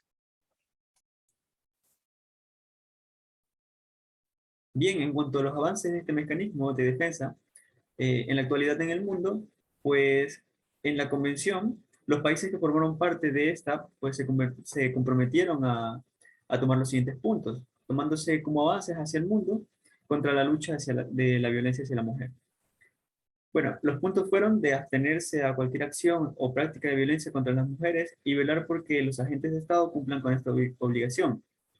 Actuar con debida diligencia para prevenir, investigar y sancionar la violencia contra las mujeres, incluir en su legislación y política interna normas que aseguren el conocimiento de los objetivos de la Convención, adoptar medidas jurídicas que protejan efectivamente a las mujeres de sus agresores, abolir o modificar normativas y prácticas jurídicas que perpetúan la violencia contra las mujeres, establecer procedimientos legales que aseguren a las mujeres víctimas de violencia acceso a la justicia y al debido proceso, asegurar a las mujeres víctimas de la violencia mecanismos efectivos para lograr el resarcimiento y la reparación del daño u otros medios de compensación, fomentar el conocimiento y la observación del derecho de las mujeres a una vida libre de violencia, modificar los patrones socioculturales de conducta de hombres y mujeres, eliminando prácticas educativas que refuercen ideas, actitudes o estereotipos tanto de mujeres como de hombres que perpetúen a la violencia contra la mujer. Fomentar la educación y capacitación de agentes de Estado encargados de aplicar la ley y políticas de prevención, sanción y eliminación de violencias contra la mujer. Brindar servicios especializados para la atención de mujeres víctimas de violencia. Fomentar y apoyar programas de educación que difundan aspectos sobre la violencia contra la mujer o contra las mujeres. Ofrecer programas eficaces de rehabilitación y capacitación a las mujeres víctimas de violencia que les permitan insertarse de manera plena en la vida pública, privada y social. Alentar a los medios de comunicación para que elaboren directrices adecuadas de la difusión que atribuyen a erradicar a la violencia contra las mujeres garantizar la investigación, recopilación de estadísticas y además la información pertinente que permita visualizar la violencia que sufren estas y promover la cooperación internacional para el intercambio de ideas y experiencias.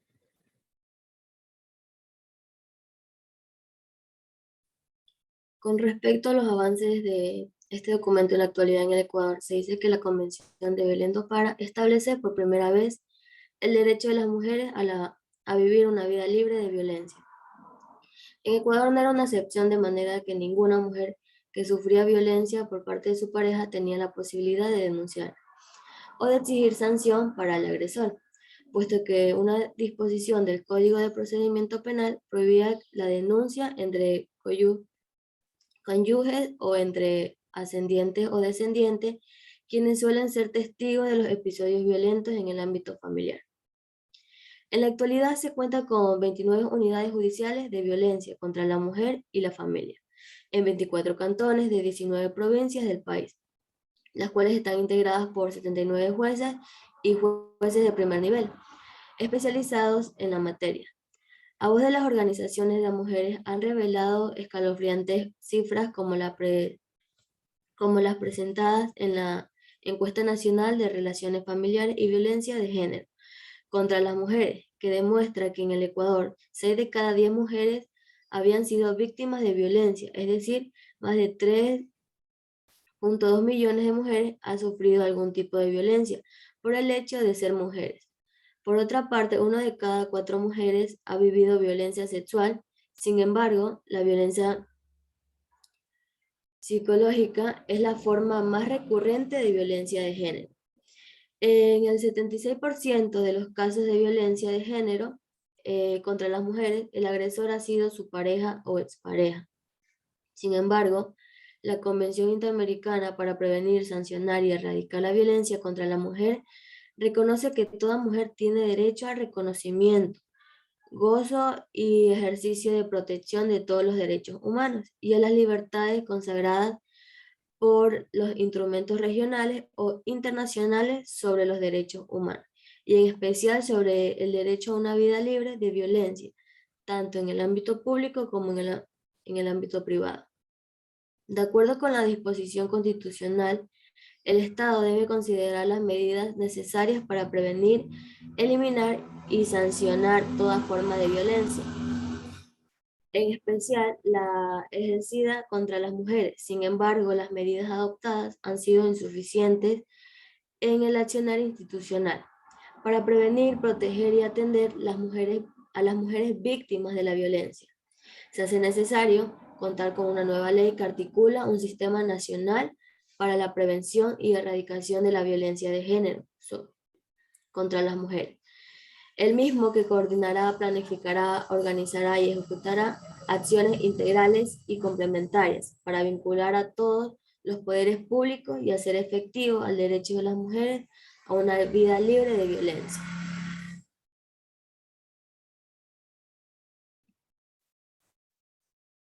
Entre las violaciones de este convenio podemos encontrar ejemplos tanto en Ecuador como en el mundo. Tanto en Ecuador como en el resto del mundo, aún el tema de la violencia contra la mujer está muy arraigado dentro de lo que es la sociedad y no se le toma o no se le brinda la debida importancia. En consecuencia de esto, aumentan los abusos, violencias y violaciones a los derechos de las mujeres exponencialmente en vez de disminuir. Se supone que gracias a estas convenciones de derechos humanos, tanto la Convención Americana sobre los Derechos Humanos como la Convención Interamericana de Belén do Pará, prevenir, sancionar y erradicar la violencia contra la mujer, y todos los tratados en los que se ha hablado y firmado con los estados y gobiernos se encarguen de hacer valer y respetar los derechos de la mujer. Sin embargo, son 172 las mujeres y niñas muertas violentamente por razones de género en el Ecuador, desde el 1 de enero hasta el 15 de noviembre de este año 2021. La cifra incluye 103 femicidios, es decir, el 60.4% de los maltratos o de la violencia. De 7 transfemicidios, para explicar el término, son asesinatos a las personas trans, es decir, a los hombres transgénero, que vendría siendo el 4.1 de violencia contra la mujer o contra la violencia de género, y 62 muertes violentas de mujeres por delincuencia organizada, que tienen un componente femicida y de género. 11 de estas víctimas eran niñas y adolescentes menores de 18 años, y 5 de ellas tenían apenas entre 1 y 4 años. Es evidente que el Estado ecuatoriano no tiene todavía las herramientas ni las prácticas suficientes y eficientes para prevenir la violación contra los derechos de las mujeres y las niñas. Las políticas públicas no se concentran en medidas reales de protección, atención ni reparación integral. Es insuficiente el número de funcionarios y funcionarias públicas comprometidas para aplicar estas normativas, y los que existen no cuentan con los recursos necesarios para hacer valer estas leyes. No existe un presupuesto suficiente y eficiente para la prevención y erradicación de la violencia de género. Esto no solo sucede en el Estado ecuatoriano, sino en todo el mundo. Por eso, progresivamente, a lo largo de los años, las marchas feministas y el movimiento feminista ha adquirido un gran auge, ha adquirido una gran popularidad con sus protestas y sus marchas pacíficas, pero a veces con ciertas manifestaciones o ciertos lemas que vendrían siendo un poco fuertes para la sociedad. El Estado ecuatoriano también está permanentemente en deuda con las mujeres y niñas, ya que siguen siendo vulnerados sus derechos a la vida.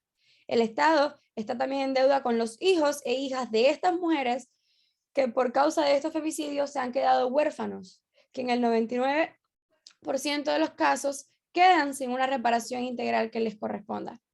Los ejemplos de esta violencia contra el género no se pueden especificar o no se pueden hacer en conjunto en un solo, dado que, como explicaron mis compañeros, puede haber violencia de diferentes tipos, puede ser violencia física, puede ser violencia sexual e incluso violencia psicológica. Por eso, estas violaciones se sufren constantemente, y se puede ver en las mujeres el miedo constante con el que viven, el acoso al que sufren, las decisiones a las que se ven obligadas a acceder o a tomar a edades tempranas, la trata de mujeres alrededor de todo el mundo, la infravaloración de sus habilidades y cada agresión e irrespeto a estos derechos son ejemplos de estas violaciones. Pero para ser aún un poco más específico, vamos a nombrar 3 casos principales. Gabriela Andrada Pedraza, 50 años. Este caso es de una argentina que llamó la atención de todos los medios de comunicación, tanto nacionales como extranjeros, así como también las autoridades gubernamentales, dado que su pareja, ambos vivían en Vallenita, Santa Elena, la mató a golpes, dejando a sus 5 hijos huérfanos de madre. Y por supuesto quedan a la tutela de un padre abusivo, que es muy probable que también ejerza la violencia contra sus hijos. Tenemos otro caso de una ecuatoriana, Katy Maribel Briones Coveña, de 24 años. Intentaron simular un suicidio, pero las investigaciones de la fiscalía determinaron que se trató de un femicidio. Katy fue ahorcada por su pareja en la ciudad de Manta. El asesinato dejó a un niño en la orfandad. Por último, tenemos el caso de una niña de 4 años, Paula Andreada Salazar Bermúdez. Paula tenía solo 4 años cuando fue asesinada por su padrastro. Él la mató a golpes e intentó convencer a las autoridades de que la niña había fallecido por problemas respiratorios. Los signos de violencia en el cuerpo confirmaron que se trataba de un femicidio. Era imposible que la niña hubiera muerto por causas naturales. Muchas gracias. A término de conclusión, tenemos que la discriminación y la violencia sigue siendo una constante en la vida de las mujeres y las niñas. De la misma manera en que los mecanismos de justicia nacionales e internacionales siguen siendo representativos de todas las naciones de las mujeres de la región. Adicionalmente a ello, se suman los escasos conocimientos que poseen los operadores de la justicia y de los sistemas penales sobre los estándares interamericanos de protección de desarrollo conforme a los derechos de las obligaciones establecidos en la Convención de Belén do Pará. La Comisión Nacional de los Derechos Humanos tiene como objeto esencial la protección, la observación, la promoción, el estudio y la divulgación de los derechos humanos que amparan el orden, así como las prerrogativas que se encuentran consagradas en instrumentos internacionales. La Convención ha constituido un gran avance en respecto a lo que son instrumentos internacionales sobre los derechos humanos, pues ha introducido nuevos conceptos fundamentales de importancia en términos de protección de los derechos humanos de las mujeres, corrigiendo lo que son las perspectivas de las mujeres. Adicional a esto, la Convención de Belén do Pará, la violencia contra las mujeres no solo constituye una violación de los derechos humanos, sino que también una ofensa a la dignidad humana y una manifestación de las relaciones de poder históricamente desiguales entre mujeres y hombres. Gracias. Bueno, muchas gracias a todos los grupos. Hemos terminado ya los dos talleres de derechos humanos. Creemos que con esto pues ustedes están sensibilizados. Los que quieran investigar más, pues eso por supuesto por su cuenta. Hay temas muy importantes. Bueno, el tema de la violencia de género lo vamos a dar más adelante. Es un tema bastante importante y de actualidad. Y el objetivo de estos talleres pues, ha sido que ustedes también tomen posición como futuros médicos diríamos, de enfoques que después, cuando sean médicos, pues puedan desarrollar en su profesión y que tengan claro pues todos los derechos humanos y los mecanismos de protección que existen en el Ecuador y en el mundo. Muy bien. Bueno, señores, ya con esto pues terminamos esta parte y pasamos a lo que tiene que ver con grupos vulnerables. Vamos a hacer una tarea la próxima semana sobre estos grupos vulnerables que son, hemos llamado diferentes, desiguales y desconectados, que son prácticamente los titulares de esos grupos vulnerables. ¿Quiénes son grupos vulnerables? Pues los que son discriminados, los que tienen menos derechos, y básicamente pues esos grupos son los que ustedes van a investigar y van a exponer. Yo les sugiero que ustedes para facilidad pues sigan los mismos grupos son 8 grupos, entonces sigan los mismos grupos de las exposiciones anteriores. Si ustedes quieren cambiar los grupos, ahí me hacen saber a través de su representante y me dan la lista de los nuevos grupos. Yo no voy a tener ningún problema, pero por favor eso me lo tienen que hacer hasta hoy día, que yo quiero subir ya ese deber al aula. Bueno, los grupos serán los siguientes, o sea, los temas. El primer grupo, discapacidades; el segundo grupo, pobreza en el Ecuador; el tercero, adultos mayores; cuarto, enfermedades catastróficas y enfermedades raras o huérfanas; 5, inmigrantes en el Ecuador y emigración de ecuatorianos al exterior; 6, colectivo LGBTIQ; 7, niños, niñas y adolescentes; y 8, personas privadas de libertad. En cada uno de estos grupos, yo en el deber pues voy a poner exactamente qué es lo que ustedes tienen que investigar.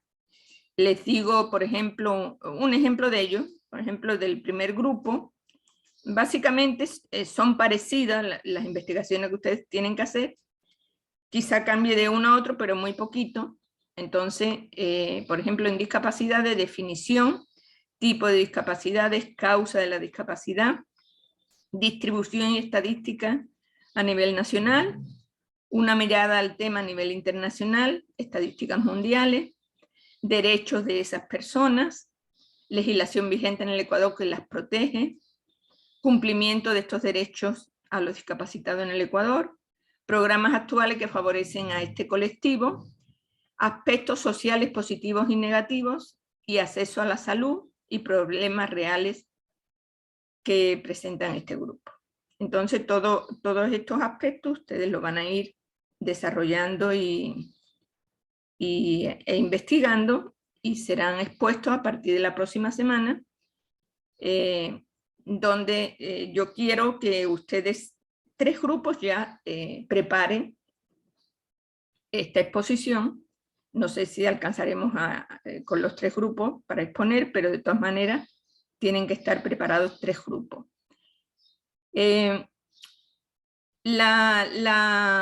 Diríamos, el sorteo, yo quiero hacerlo, lo voy a hacer con su representante conmigo, creo que hoy día ya no alcanzamos. Que por favor la representante me escriba el momento que ella pueda hoy día en la tarde. Yo estaría libre a partir de las 4 de la tarde, entonces por favor que me escriba para hacer este sorteo y ya definir quiénes le va a tocar a cada uno de los grupos. Y ya comenzaremos, como les digo, a exponer el próximo lunes. Entonces, ¿ahora qué vamos a hacer? Pues, no sé si hasta aquí tienen alguna observación, alguna pregunta. Ok. Entonces, ahora lo que vamos a hacer es... sería un poco poner las bases de este tema, que son grupos vulnerables, y las bases pues se ponen en función de ya lo que hemos visto sobre los derechos humanos, y también mezclado un poco con lo que tiene que ver con determinantes de la salud. ¿Qué son los determinantes de la salud? Vamos a ver esto, vamos a ver la relación que tienen los determinantes sociales de la salud con el enfoque de derechos humanos en salud, y esto va a ser como la base para que ustedes puedan investigar ya es cada uno de estos grupos. En internet hay muchísima información, por favor busquen buenas fuentes para hacer esa investigación. Bueno, muy bien, entonces este momento pues les voy a compartir pantalla y vamos a ver un poco lo que tiene que ver con determinantes de la salud. Determinantes de la salud y enfoque de salud basado en derechos humanos. Bueno, los determinantes de la salud ustedes lo van a ver más adelante, cuando ustedes vean en otras materias, pues ese tema, en la materia de salud pública, en administración de salud, etc. Pero de todas maneras queremos dejar aquí ya un concepto para que ustedes vayan teniendo conocimiento de lo que son esos determinantes de la salud. Nos basamos primerito en lo que tiene que ver con la definición de salud. Bueno, ustedes ya conocen la definición de la salud, que es un estado de completo bienestar físico, mental y social, y no solamente ausencia de enfermedades. Este es un concepto que en el 2000 la OMS matiza, diciendo que los objetivos de la OMS es que los habitantes de todos los países tengan un nivel de salud suficiente para que puedan trabajar productivamente y participar activamente en la vida social de la comunidad en que viven. Entonces ya no solo es un aspecto subjetivo, o sea, el bienestar físico, mental y social, tiene también un aspecto objetivo como la capacidad de funcionar el individuo, y aspectos sociales como es la adaptación social y el trabajo productivo. Entonces, esto sería la definición de salud según la OMS. ¿Y los determinantes en salud qué son? Pues son un conjunto de variables que generan daño o que protegen a la salud, es decir, son los condicionantes de la salud. Y son un conjunto complejo de factores que actúan de manera combinada y que determinan esos niveles de salud de los individuos y de las comunidades. Vamos a ver una clasificación. Esta es una clasificación que se hizo hace muchísimos años, pero que todavía está vigente, aunque se le ha dado otros matices. Esta clasificación la hizo Lalonde, que era un ministro de salud de Canadá, que ni siquiera era médico, sino que era una persona muy dedicada a analizar las situaciones sociales de su comunidad, y entonces expuso y creó un informe, y este informe pues ha ido siendo reconocido por todos los países, por la OMS, etcétera, donde determinó, o sea, en función de esa investigación determinó que la salud tenía algunos factores, como factores del medio ambiente, estilos de vida, factores del sistema sanitario y de la biología humana. En función de los factores ambientales, pues se tienen algunos indicadores. Bueno, el ambiente físico, que tiene que ver con el ambiente natural, clima, la geomorfología, o sea, donde estamos asentados en el planeta, ¿no? La hidrología, el suelo y también factores inducidos por el hombre, o sea, la contaminación ambiental, etc. Entonces, estos son los ambientes físicos, pero también tenemos el ambiente social, la vivienda, el trabajo, los componentes sociopolíticos y económicos de los individuos, etc. Esos son los factores medioambientales.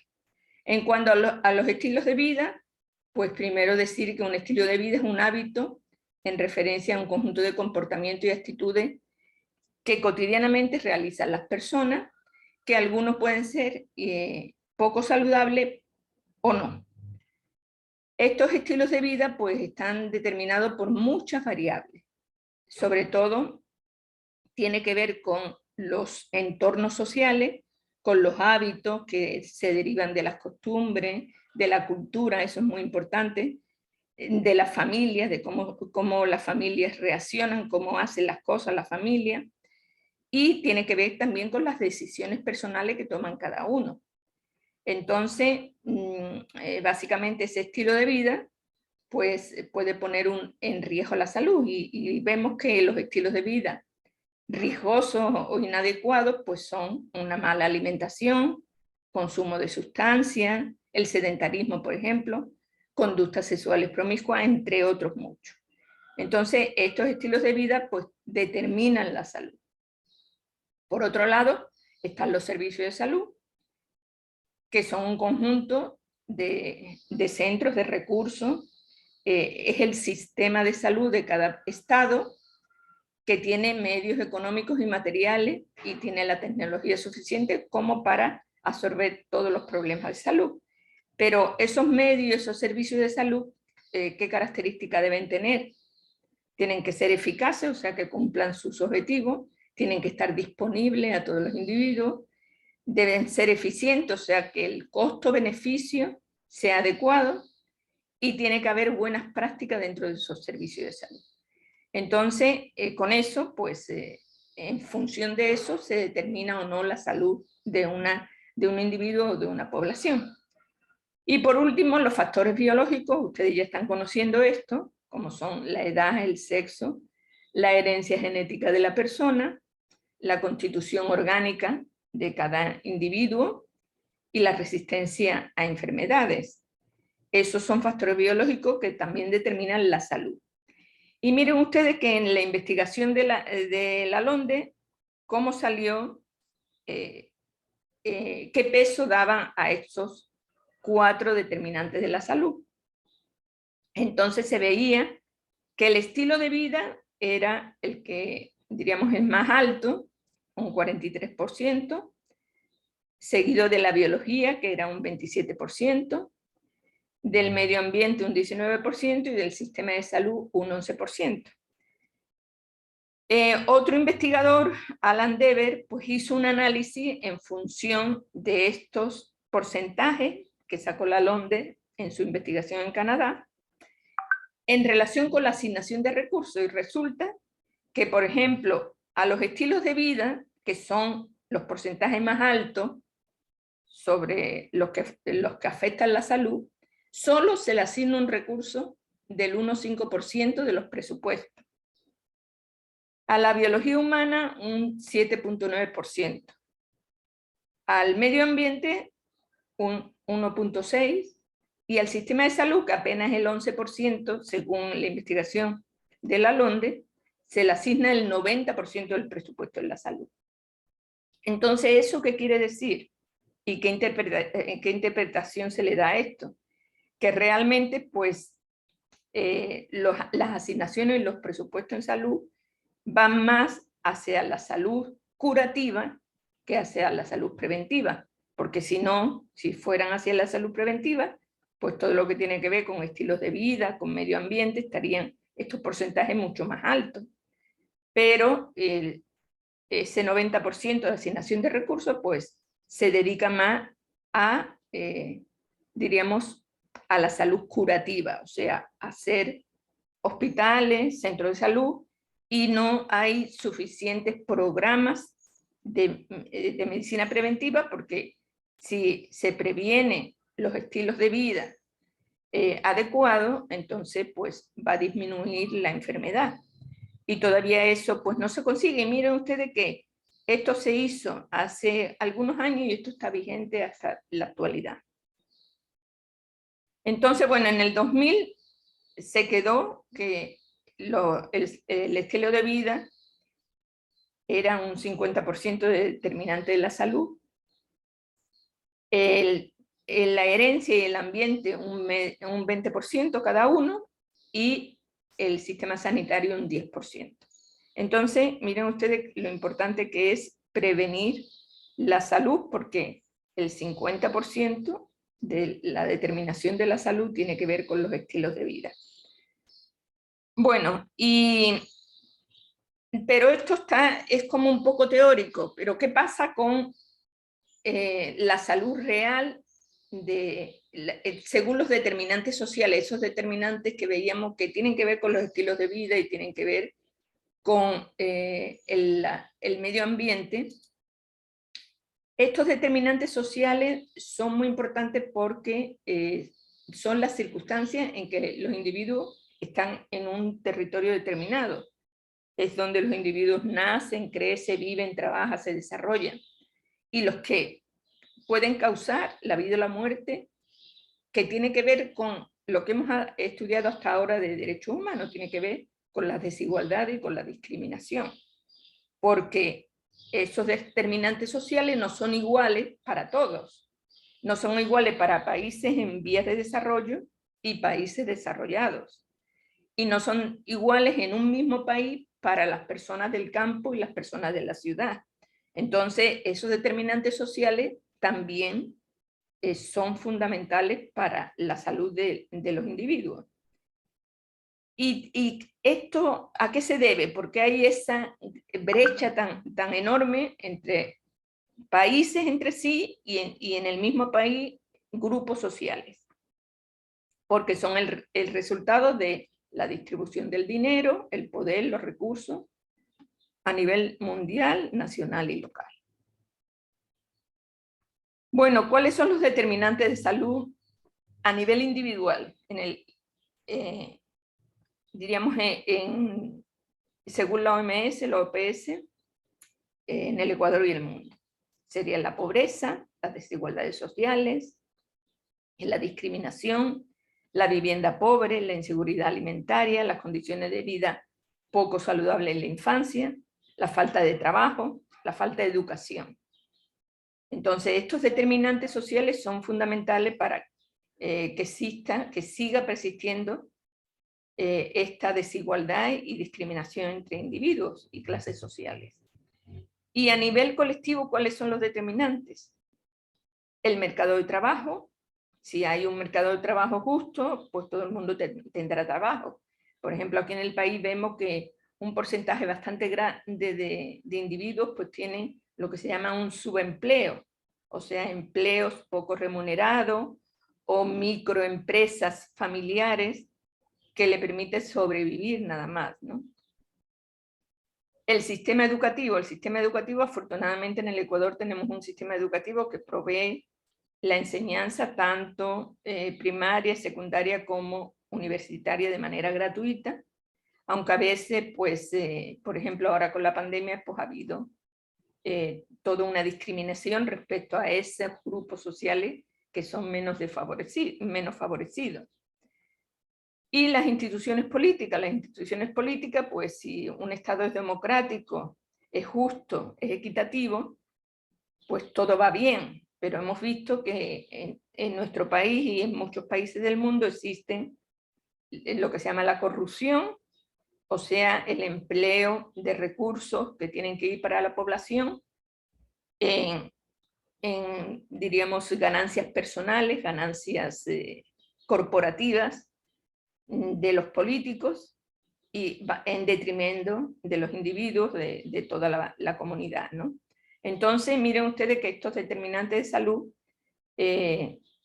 son básicamente lo que ocurren, que haya esos grupos desfavorecidos, esos grupos vulnerables que si el Estado no le presta atención, pues realmente pues tienen una salud bastante más precaria que el resto.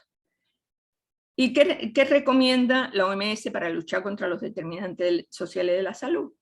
Mejorar la vida de las personas, luchar contra esa distribución desigual de poder, dinero y recursos, o sea, más democracia, más transparencia, menos corrupción, y también investigar y medir la solución del problema, analizarlo, analizar la pobreza, analizar la discriminación, analizar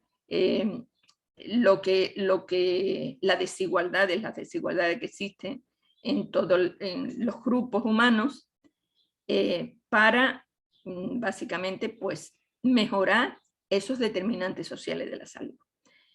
Y bueno, eso ustedes ya lo verán con más detenimiento, pero es un poco la base de esa preponderancia que tienen ahora mismo esos grupos vulnerables que nosotros y que ustedes van a investigar. Vamos a ver ahora el enfoque de salud basado en derechos humanos. Les voy a...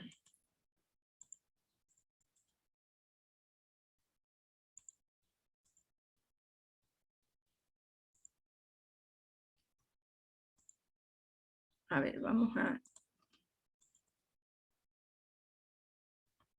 a compartir.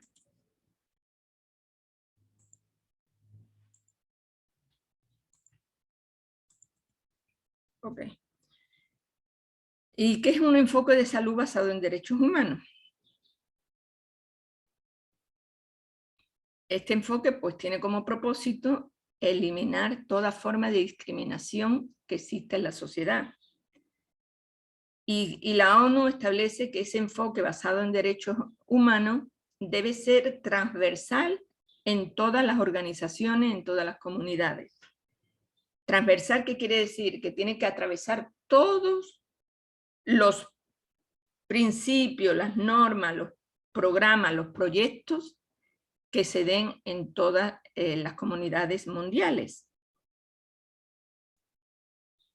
Porque el derecho a la salud no es solo un derecho a la salud curativa, o sea, es un derecho que la salud es un derecho amplio, o sea, que está conectado con muchos derechos y que está reconocido por la Declaración Universal de Derechos Humanos, por el Pacto Internacional de Derechos Económicos, Sociales y Culturales, por la Convención CEDAW, por la Convención de los Derechos del Niño, por muchísimas convenciones. Y ese derecho a la salud, como le he dicho, no es un derecho, diríamos, a la salud, a la atención curativa de la enfermedad. Aparte de eso, bueno, debe haber una atención sanitaria puntual y apropiada. O sea, no es que haya un buen hospital, sino que no haya, diríamos,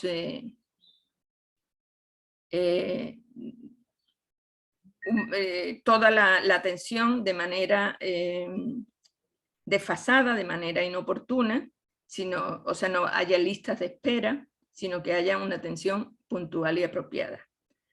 Aparte de eso, pues, que exista agua limpia y potable, porque es fundamental para toda la población, que haya saneamiento, o sea, alcantarillado, que haya una alimentación adecuada, que todo el mundo tenga una vivienda digna, que la información relacionada a la salud llegue a toda la población, que la población tenga una educación esmerada, o sea, una educación, al menos una educación secundaria o básica, o sea, hasta octavo nivel, que existe igualdad de género. Entonces, todos estos aspectos tienen que ver con el derecho a la salud. Y miren ustedes que son aspectos que uno diría, bueno, ¿y qué tiene que ver la igualdad de género con la salud? Pues sí, tiene que ver muchísimo, porque el acceso a la salud de mujeres, niñas, adultas mayores, es fundamental, porque es la mitad de la población.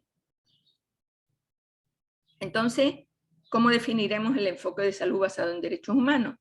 Es encontrar o ofrecer estrategias y soluciones que permiten afrontar y corregir las desigualdades, las prácticas discriminatorias y las relaciones de poder injustas, que suelen ser aspectos centrales de la inequidad en los resultados sanitarios. Y para eso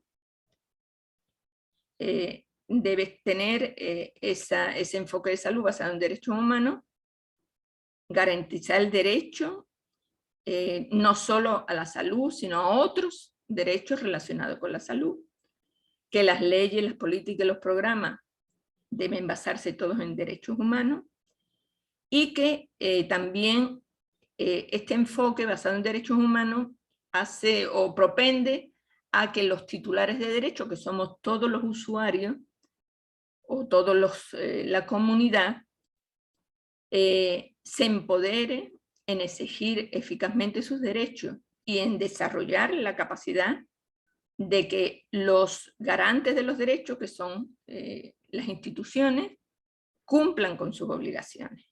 Entonces, eso es en base al empoderamiento de la comunidad. Miren ustedes cómo la comunidad en estos días ha salido a reclamar que no existen medicamentos para enfermedades catastróficas, que están los hospitales vacíos de medicamentos, que el dinero está ahí, pero no han sido capaces de gestionar la consecución de esos medicamentos. Entonces, en la misma comunidad es la que se ha despertado y se ha empoderado para poner diríamos, ese problema en primera línea. Entonces, ese empoderamiento es lo que pide la OMS para que haya un verdadero enfoque de derechos humanos, de la salud. ¿Y qué principios debe cumplir ese enfoque de salud basado en derechos humanos? La no discriminación, ya lo hemos dicho, no discriminación por motivo de etnia, sexo, edad, religión, opinión política, origen, etc. La disponibilidad, o sea, el número suficiente de centros, de insumos, de medicamentos, de servicios, de programas de salud, no solo programas curativos, sino programas preventivos. La accesibilidad, o sea, que esos establecimientos sean accesibles a la comunidad. La aceptabilidad, o sea, que se debe respetar los factores culturales, los factores de orientación sexual, los factores de género y de ciclo vital, que sean de calidad, los centros deben ser apropiados desde el punto de vista científico y médico. Rendición de cuentas, o sea que los gestores de la salud rindan cuenta, o sea, sean transparentes en su manejo de los presupuestos en salud. Y la universalidad, o sea, que cubra a todas las personas, porque todas las personas tienen derecho a la salud. Entonces, eso sería el enfoque de salud basado en derechos humanos que se tendría que cumplir. Entonces, con esto, pues, sería como un poco la base para que ustedes puedan ya meterse en todos esos grupos vulnerables, que son grupos que en general, pues, en muchos casos, pues, están muy discriminados y con políticas públicas que no, prácticamente, pues, que no llega a las necesidades de esos grupos. Entonces, señores, básicamente estos tendrían ustedes que hacer a partir de la próxima semana. No sé si ahora, Nayeli, podemos hacer el sorteo, si te parece, porque tenemos unos minutos. Sería de los temas, doctora, y manteniendo los grupos de exposición de la vez anterior, ¿verdad? Los mismos grupos. ¿Están ustedes de acuerdo que sean los mismos grupos? Ahora que estamos todos. Pero, doctor, usted se refiere a los 8 que fueron por afinidad que se hicieron desde el principio, ¿verdad? Sí, los últimos que se han hecho, los grupos que hicieron las exposiciones sobre medicina tradicional, alternativa y complementaria. Doctora, por mi parte sí. Quedan los mismos. No hay ninguna objeción. Bueno, si no hay objeción, entonces sí hacemos rápidamente de una vez para que sea más democrático. Podemos hacer déjenme que busque los grupos.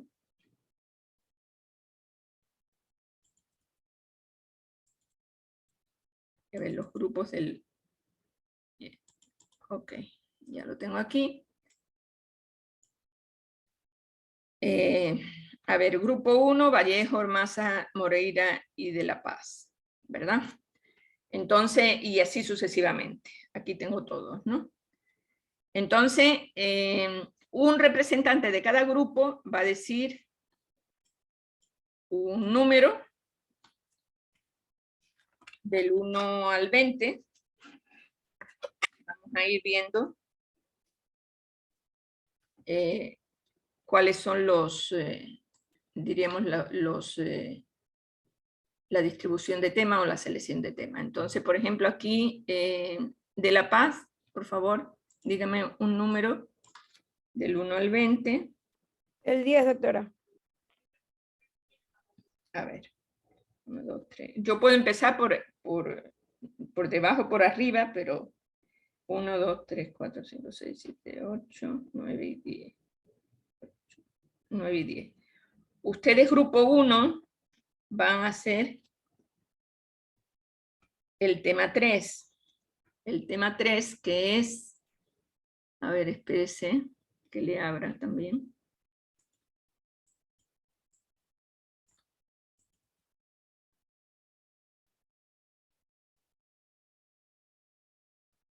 Tema 3 sería adultos mayores. Adultos mayores. Listo, doctora. Ya. A ver, grupo 2, por favor.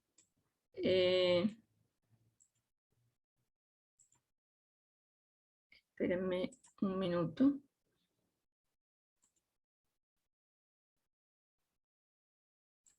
Grupo 2 sería Marcillo, Criollo, Moya, Aguilar, Alcíbar. A ver, Ana María Alcíbar. Grupo 2, dígame un número del 1 al 20.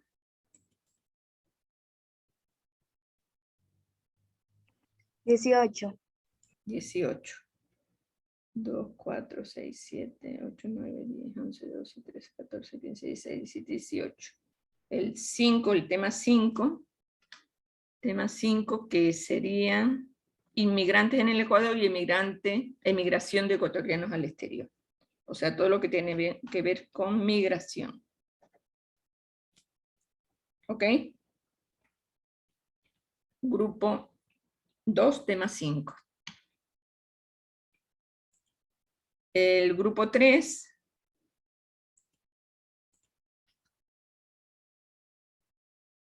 Arcentales, Toledo, López, Zambrano, Alcíbar. Arcentales, por favor, si me puede, Saidi, si me puede decir un número. 15. Del 1 al 20. Al 15. 2, 4, 6, 8, 10, 12, 14, 15. A ustedes le toca el tema 4, grupo 3.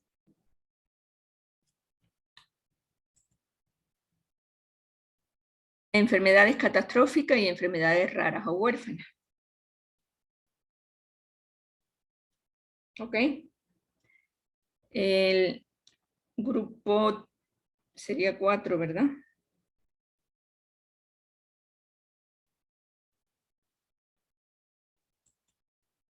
A ver.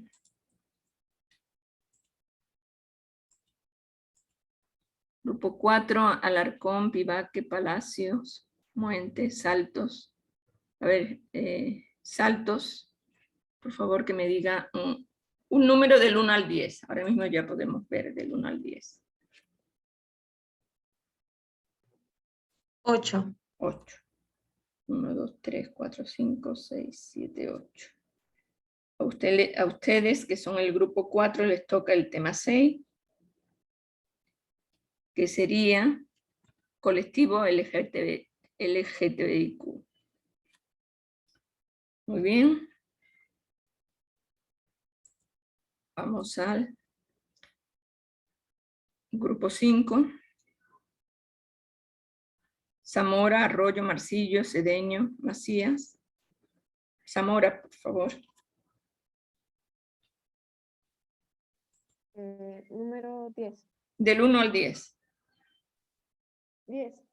El 10. 2, 4, 6, 8. A ustedes, grupo 5, les toca el tema 2. El tema 2, que es pobreza en el Ecuador. Listo. El siguiente, que sería el grupo 6. Ávila, Presichis, Mendoza, Lor, Contreras. Ávila, por favor. El 7. 7. 1, 2, 3, 4, 5, 6, 7. A ustedes les toca el tema 1. Y se inaugura. Grupo 6, tema 1, que es discapacidades. El grupo 7. Grupo 7, Verde Soto, Vaca, Isurieta, Urrala, Hidalgo.